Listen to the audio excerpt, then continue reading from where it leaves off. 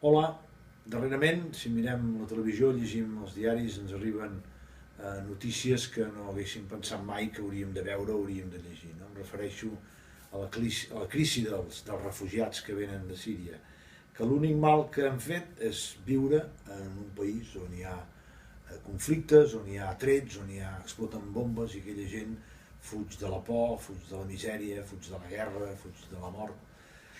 Com d'altres vegades tants països ja ha passat, si mirem fotos antigues del temps de la Guerra Civil Espanyola, és molt semblant, totes aquelles corredisses, aquelles fileres de gent anant cap al Pirineu. A mi em recorden el que està passant ara a Síria, amb l'agravant que hi ha gent que es llança al mar amb barques i que s'ofega i es mora, amb l'agravant que no els deixen passar, que per allà on passen es troben barreres i els han d'internar en uns camps de refugiats on viuen com a gossos, literalment. Per tant, tot això no em fa sentir gaire orgullós de ser europeu, no? I sento certa vergonya que el meu país i el meu continent no tingui la manera, no pugui trobar la manera d'acollir aquesta gent que l'únic que volen és una vida digna, no? com la vol tothom. Per tant, crec que ens hem de mobilitzar, hem d'estirar les orelles als nostres representants públics, els polítics, perquè canviïn aquesta actitud, els que ho poden fer, els que tenen alguna cosa a fer, no? Els que manen a Europa.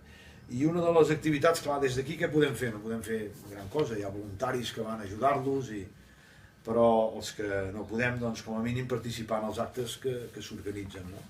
Com aquest que hi haurà el diumenge que ve, el 19 de juny, de les 12 fins a les 8.